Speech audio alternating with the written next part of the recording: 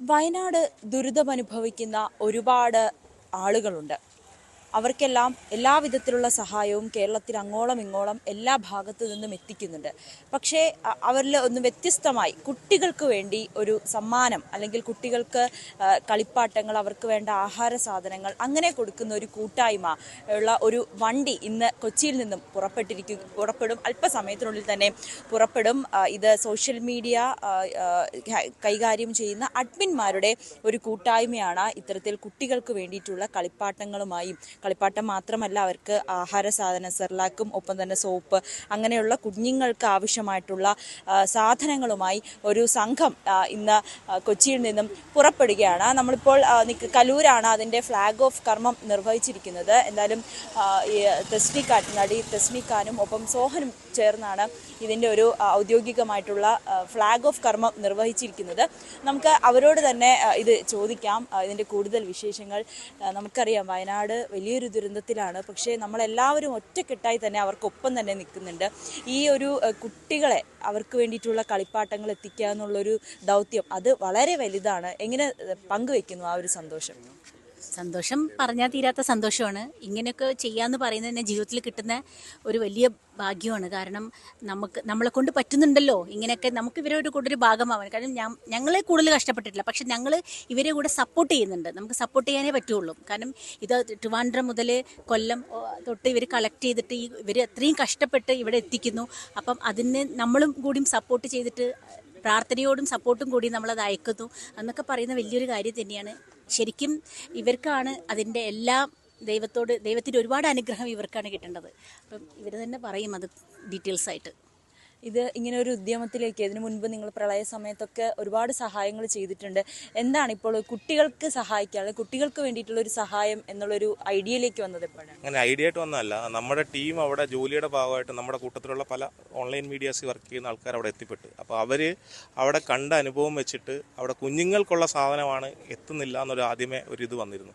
അപ്പം നമ്മളത് ശിശുക്ഷേമ സമിതിയായിട്ട് ബന്ധപ്പെട്ടു. ഞങ്ങളിങ്ങനെ ഒരു പ്ലാൻ ചെയ്യുന്നുണ്ട്, അങ്ങനെ ഒരു കാര്യം ചെയ്തോട്ടെ എന്ന് ആദ്യം ഗവൺമെൻറ് വശത്ത് സംസാരിച്ചു.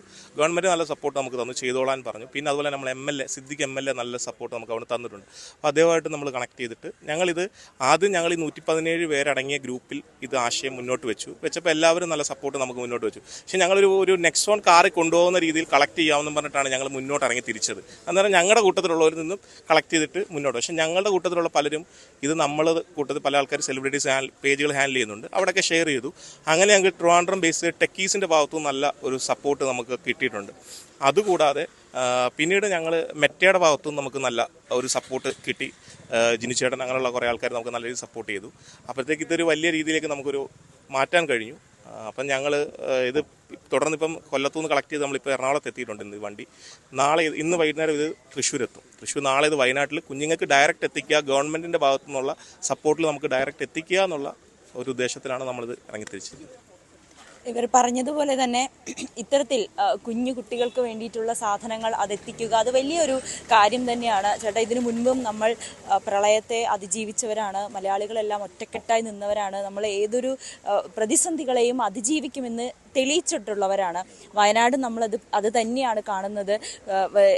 നമ്മുടെ ഈ ചെറിയ ദിവസവേതനത്തിന് പോകുന്നവർ പോലും അവരുടെ ഒരു സമ്പാദ്യം കൊടുക്കാൻ വേണ്ടിയിട്ടുള്ള ഒരു മനസ്സ് കാണിക്കുന്നുണ്ട്. അതുപോലെ ഓരോ കുട്ടികൾക്ക് വേണ്ടിയിട്ട് അങ്ങനെ എല്ലാ കോണിലുള്ളവരും എല്ലാവിധത്തിലും വയനാടിനെ നമ്മൾ സംരക്ഷിക്കുന്നുണ്ട്, നമ്മൾ ചേർത്ത് പിടിക്കുന്നുണ്ട്.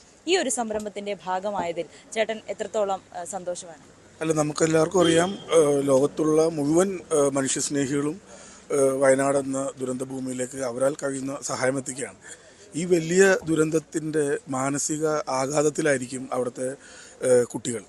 അവരുടെ മാതാപിതാക്കൾ, അവരുടെ സഹോദരങ്ങൾ ഒക്കെ നഷ്ടപ്പെട്ടിട്ടുള്ള വലിയ വേദനയിലായിരിക്കും ആ കുട്ടികൾ. അപ്പോൾ ആ കുട്ടികളെ അതിൽ നിന്ന് ഒരു പരിധിവരെയെങ്കിലും ഒന്ന് ആശ്വസിപ്പിക്കാനും അവർക്ക് തിരിച്ചവരുടെ ജീവിതത്തിലേക്ക് കൊണ്ടുവരാനും ഒക്കെയുള്ള വലിയൊരു ശ്രമത്തിൻ്റെ ഭാഗമായിട്ടാണ് നമ്മളിതിനെ കാണേണ്ടത്. അതുകൊണ്ട് തന്നെ ശിശുക്ഷേമ വകുപ്പിൻ്റെ ആവശ്യപ്രകാരവുമാണ് ഇത് ചെയ്യുന്നത്.